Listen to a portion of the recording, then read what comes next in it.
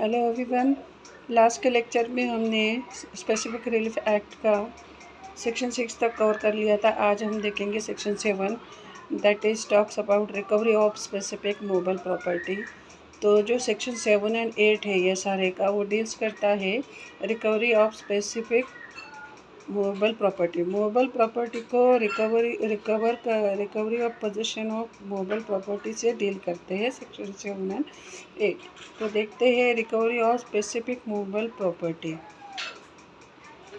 तो ये क्या कहता है, a person entitle to the possession of specific movable property may recover it in the manner provided by the code of civil procedure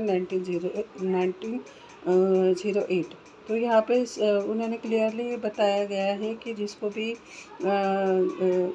भी ये suit file करना है section for the recovery of specific movable property का, जो भी person entitle है उसके लिए, तो वो उसी मैनर में रिकवर करेगा जो कि मैनर बताया गया है CPC 1908 में।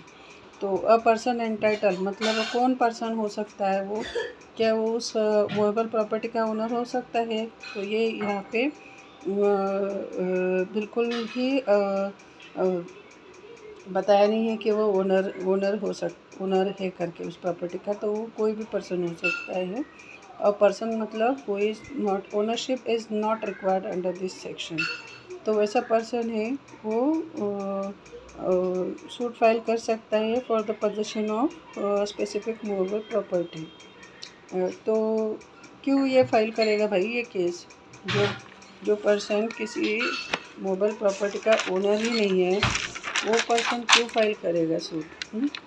तो कुछ रीजंस वो होते होंगे, कुछ कारण होता होगा तो ही करता है ना। तो चलिए कारण देखते हैं अपन क्या है।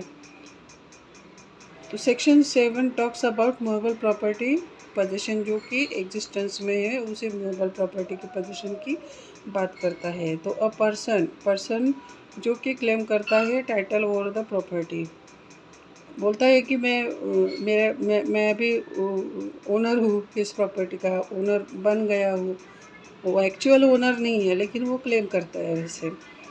तो a person not owner, ownership is not required under section 7 of SRM। तो ये अगेंस्ट दी ओनर भी अपन ये सूट फाइल कर सकते हैं, ठीक है। A person entitled to the possession of specific movable property, जो भी प्रॉपर्टी होगी वो एग्जिस्टेंस में होनी चाहिए और स्पेसिफिक प्रॉपर्टी मूवेबल प्रॉपर्टी होनी चाहिए। मे रिकवर इट, तो who can recover movable property under section 7। तो वो ट्रस्टी हो सकता है, बेली हो सकता है, बायर हो सकता है, या फिर फाइंडर ऑफ गुड्स हो सकता है, जो कि ऐसा सूट फाइल करेगा for the recovery of possession of movable property, ठीक है। तो इन द मैनर बताया गया है किस मैनर में वो उसको रिकवर कर सकता है। तो in the manner provided by the code of civil procedure, तो प्रोसीजर यही फॉलो होगी उसमें। तो वो ऑर्डर 20 रूल 10 के अंडर डिक्री पास होगी ऐसे सूट में, और ऑर्डर 21 रूल 31 में एग्जीक्यूशन ऑफ डिक्री का प्रोसीजर बताया गया है। तो suit for recovery of specific movable property में इस तरीके की डिक्री और एग्जीक्यूशन ऑफ डिक्री का प्रोसीजर बताया गया है। तो एक्सप्लेनेशन 1 कहता है कि trustee may sue under this section to the beneficial interest of the beneficiary. तो ये सेक्शन में ट्रस्टी भी वो केस फाइल कर सकता है on behalf of the beneficiary.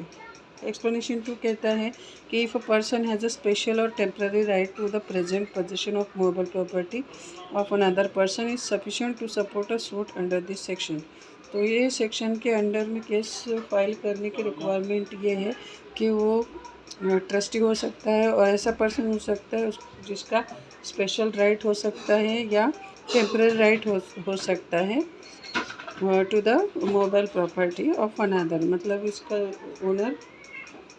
Owner कोई और है और सूट फाइल कोई और कर रहा है जिसका स्पेशल और टेम्पररी राइट है उस प्रॉपर्टी के ऊपर, मूवेबल प्रॉपर्टी के ऊपर। तो इसमें फॉर एग्जांपल अपन बेलमेंट का एग्जांपल ले सकते हैं। तो section 7 applicable facilitated to recovery against owner of the property. तो एग्जांपल देखेंगे, एक ओनर है ऑर्नामेंट का, उसके पास में ऑर्नामेंट थे, तो उसने बी को दिया, गोल्डस्मिथ है जो बी, उसको पॉलिशिंग करने के लिए और रिपेयर करने के लिए उसको बी को दिए, और बी ने एज़ पर द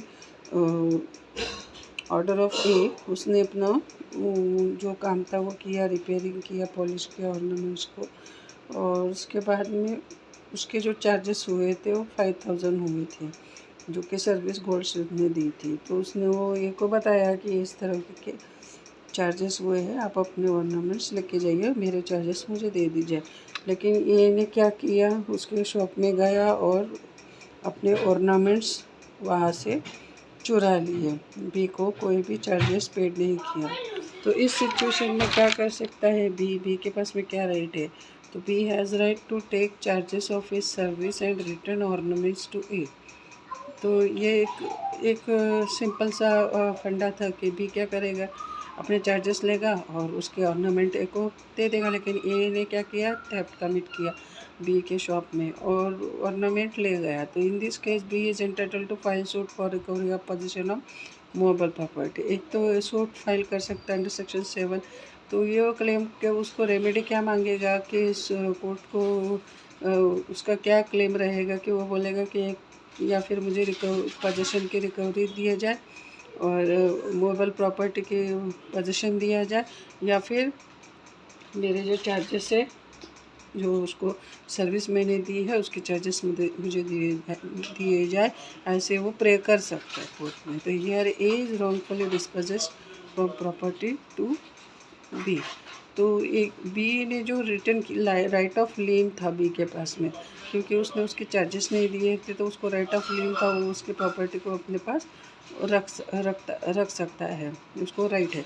तो उस राइट को उसने इन्फ्रिंज कर दिया ए ने। तो उसके पास क्या है, राइट रेमेडी है कि वो एक तो उस मूवेबल प्रॉपर्टी का पोजीशन के लिए सूट प्रे करे कोर्ट को, या फिर उसको जो कंपनसेशन हुआ है उसका पैसा है वो दे, और उसको जो भी उसके वजह से उसको लिटिगेशन करना पड़े उसका कंपनसेशन दे।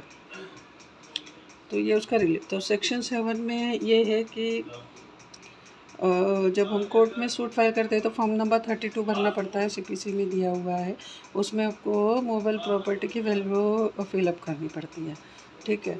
तो इसमें रिलीफ क्या मिलेगा प्लेंटिफ को, कि मूवेबल एक तो पोजीशन मिल सकता है मूवेबल प्रॉपर्टी का, या फिर उसको कंपनसेशन ग्रांट किया जाता है इन लिeu ऑफ दैट प्रॉपर्टी, और उसके जो लिटिगेशन चार्जेस है वो, और उसके सर्विस चार्जेस। तो इस तरह सेक्शन 7 डील करता है ये सारे का। तो आई होप आपको वीडियो समझ में आया हो, इस सेक्शन का मीनिंग समझ में आया हो। देखिए सेक्शन 7 बहुत ही छोटा है, लेकिन इसका एक्सप्लेनेशन बहुत ही बढ़िया है, जो मैंने आपको एक्सप्लेन करने की कोशिश की। अगर आपको मेरा वीडियो पसंद आता है तो प्लीज़ वीडियो को लाइक कीजिए और कमेंट कीजिए और चैनल को सब्सक्राइब कीजिए। Thank you so much for watching my video.